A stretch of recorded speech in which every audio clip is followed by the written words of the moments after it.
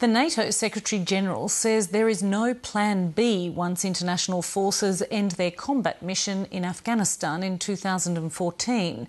Anders Fogh Rasmussen says he's confident Afghan forces will be ready to defend their country once ISAF troops step back from frontline roles. Mr Rasmussen is due to arrive in Canberra tomorrow to sign a joint declaration that will strengthen Australia's partnership with NATO. Our Europe correspondent Philip Williams caught up with Mr Rasmussen shortly before he left for Australia. Secretary-General, welcome to Lateline. When you arrive in Canberra and see the Prime Minister, will you be bringing a message on Afghanistan of imminent victory, of partial victory, of a hoped-for victory? I clearly bring the message that we are on the right track, and the criterion of success is that we can hand over full responsibility for the security in Afghanistan to the Afghans by the end of 2014, and we are on the right track. And yet so many analysts say you're not on the right track. It's looking pretty bleak, and that many expect the Taliban or other forces to be in control within a few months, perhaps a couple of years. Some weeks ago I visited Kabul myself and saw with my own eyes Afghan security forces, Afghan special operation forces in action, and I was quite impressed. Already now they are in the lead of 40% of all our security operations. So based on that, I'm confident they can take full responsibility by the end of 2014. Now 2014 is the important date. If you're wrong, and if the government in Kabul needs help, will you go back in? Is there a plan B if that doesn't work? There's no plan B, and your question is, of course, a hypothetical question. I do believe that by the end of 2014, the Afghan security forces will be fully capable to take full responsibility. But they will need our help, our assistance, and that's why we will continue with a training mission.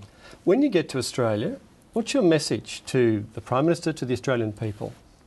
Yeah, first of all, I come to Australia to thank the Australian people for their commitment to international security and the demonstrable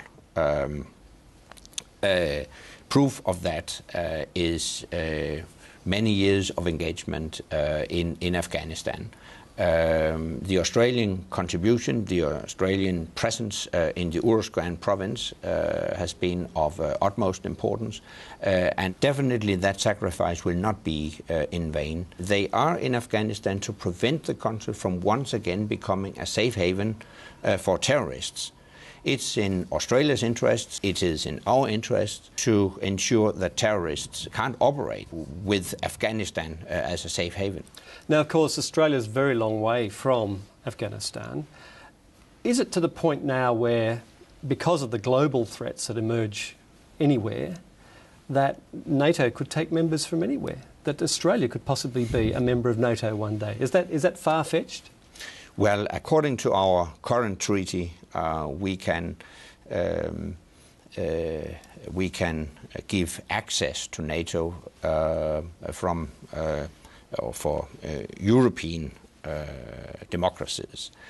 So it would, in that case, take a change of our current treaty. I think instead of speaking about changing the treaty, we should speak of strengthening our partnerships with countries across the globe. And that's exactly what we are doing with Australia, New Zealand, Japan, Korea, other like-minded countries. And that's also part of my visit to Australia, to sign a joint political declaration that will further strengthen the partnership between Australia and NATO. Well, I guess part of that question was, if Australia has been effectively helping NATO out in its Afghanistan operations, is it possible NATO will end up helping Australia out at some time in the future in its backyard?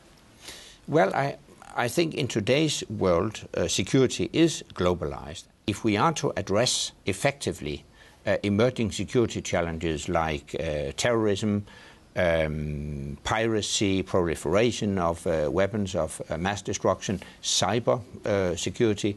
If we are to address these security challenges effectively, we need cooperation, we need to help each other. That's why we need a strong partnership. Just looking for you personally, you've been in this job now for 3 years or so. What sort of a burden is that when you know your decisions could mean the deaths of people or perhaps saving people? It is, of course, a big responsibility, and a military intervention, war, should always be the very last resort. But if you're not prepared to stand up for your values, and if you're not prepared to ultimately use military means, then tyrants and autocrats would rule our world, and that's not in our interest. Now, of course, at the moment, many European countries are feeling the pinch, finding it harder to fulfil military obligations.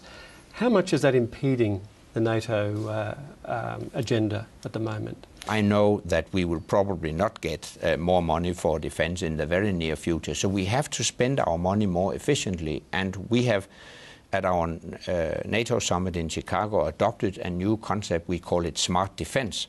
It's a smarter way of spending defense money by pooling and sharing resources, by helping each other, by going for multinational solutions instead of purely national solutions. Secretary General, thanks very much for your time and enjoy your time in Australia.